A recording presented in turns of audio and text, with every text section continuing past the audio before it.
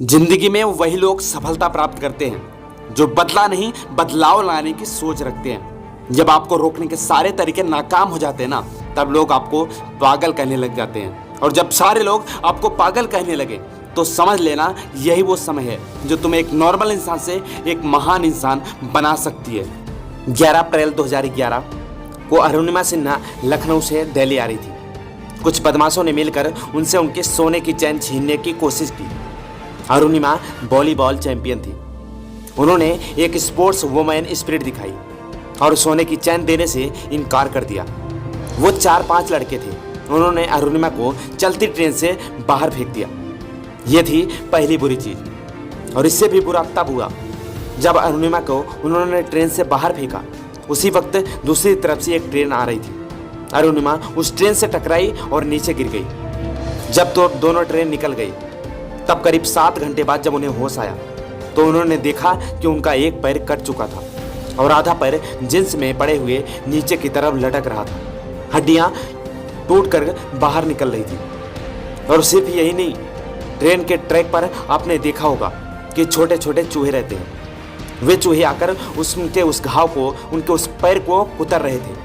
अरुणिमा ये सारा दृश्य अपनी आंखों से साफ साफ देख रही थी, लेकिन वह कुछ कर नहीं पा रही थी क्योंकि उनकी बॉडी में जरा सा भी मूवमेंट नहीं हो रहा था। पूरी रात उन्होंने मदद मांगी, लेकिन कोई नहीं आया उन्हें बचाने के लिए। जब सुबह हुई और लोगों ने उन्हें देखा तो उन्हें पास के हॉस्पिटल में पहुंचाया। और हॉस्पिटल के बेड पर सब लोगों ने यहाँ तक कह दिया कि एम्स के डॉक्टरों ने भी यह कह दिया कि एक प्रोस्थेटिक लेग से चलना सीखने में नॉर्मली लोगों को 3 से 4 साल लग जाते हैं। कुछ दिनों तक उनका हॉस्पिटल में इलाज चला। और जब उनके हॉस्पिटल से छुट्टी हुई, जब वो घर गई, और घर जाने के बाद जब ऐसी सिचुएशन में लोग ये सोचते हैं कि आगे से जिंदगी का गुजारा कैसे होगा, अरुणिमा के माइंड में सिर्फ 2 चीजें चल रही थी। पहला कि मुझे इन सबको गलत साबित करना है, और दूसरा कि अपने सबसे बड़ी कमजोरी को अपनी सबसे बड़ी ताकत बनकर दिखाना है।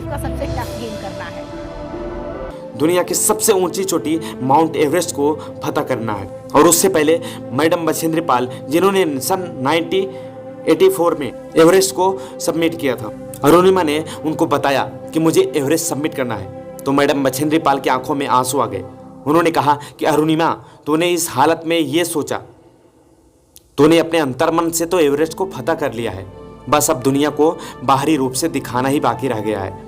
और जब शुरुआत हुई तो आप विश्वास नहीं करोगे, जहां लोगों को 2 मिनट लगते थे रोड कैंप से बेस कैंप तक जाने के लिए, वहीं अरुणिमा को 2 से ढाई घंटे लग जाते थे। और आपको यकीन नहीं होगा ये जानकर कि ठीक 8 महीने बाद बेस कैंप से सभी साथ में निकलते और टॉप पॉइंट पर अरुणिमा सबसे पहले पहुंच जाती।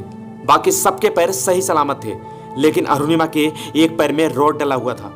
लेकिन फिर भी अरुणिमा सबसे पहले पहुंच जाती थी। 11 अप्रैल 2011 को उन्होंने चलती ट्रेन से बाहर फेंका गया था। और एम्स के डॉक्टरों का कहना था कि प्रोस्थेटिक लेग से चलना सीखने में 3 से 4 साल लग जाएंगे। और 21 मई 2013 को वो दुनिया की सबसे ऊंची चोटी पर थी। आखिर कैसे?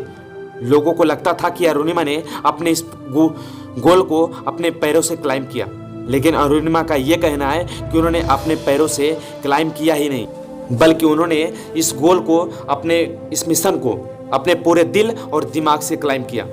और जब अरुणिमा रात को क्लाइम कर रही थी, चूंकि रात को वेदर बहुत ही नॉर्मल रहता है, इसलिए रात को क्लाइम करना थोड़ा कहीं आसान होता है। वो जब रात को क्लाइम कर रही थी, जब उनकी आंखें फटी की फटी रह गई, अंधेरों में जहां भी उनकी हेडलाइट की नजर पड़ रही थी, वहीं पर सिर्फ लाशें ही लाशें दिख रही थी।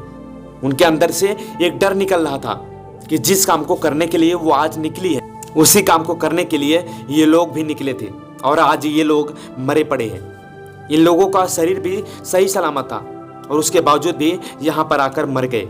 उनके अंदर से डर निकल रहा था, और इस डर का सामना कर, थोड़ी हिम्मत दिखाकर उन्होंने अपना एक एक कदम आगे बढ़ाया। और उन्हीं एक एक कदम की वजह से उन्हें वो हिम्मत मिलती गई और वो लगातार आगे बढ़ती गई। वो निरंतर संघर्ष करती रही। हिले रही स्टेशन एवरेस्ट के टॉप से थोड़ा नीचे। जब अरुणिमा सिन्हा वहां पहुंची तो उनका ऑक्सीजन का लेवल धीरे धीरे कम होने लगा। उनके शेरपा ने उन्हें कहा कि अरुणिमा, वापस चलो, तुम्हारा ऑक्सीजन खत्म हो रहा है। अगर जिंदा बचे तो फिर से वापस आ सकते हैं। लेकिन अरुणिमा को ये पता था कि ये मौका उन्हें बहुत ही मुश्किल से मिला है, और शायद इसके आगे उन्हें कोई मौका मिले ही ना। वो इस गोल्डन चांस को कभी भी मिस नहीं करना चाहती थी। उन्होंने शेरपा की बात नहीं मानी और लगातार आगे बढ़ती गई। उनका मानना था कि यहाँ पर आई हूँ तो यहाँ पर रुकने के लिए नहीं, मुड़कर पीछे हटने के लिए नहीं, बल्कि बहुत आगे जाने के लिए। और ठीक 1 से 1.5 घंटे के बाद वो दुनिया की सबसे ऊंची चोटी पर थी।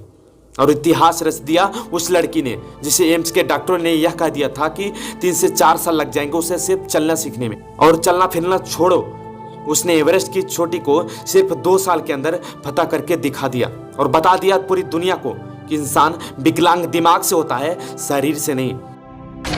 आज मेरे लाइफ का सबसे बड़ा सपना पूरा हुआ और मैं टॉप ऑफ द वर्ल्ड पे हूँ और बहुत खुश हूँ, बहुत खुश हूँ। और सबको ये मोटिवेशन देना चाहती हूँ कि हर आदमी अगर अपने लक्ष्य को बनाए तो वो कभी नहीं हार माने और वो अपने टॉप को, अपने लक्ष्य को जरूर पाएगा। को तोड़ कर पंख खोल कर भर ले।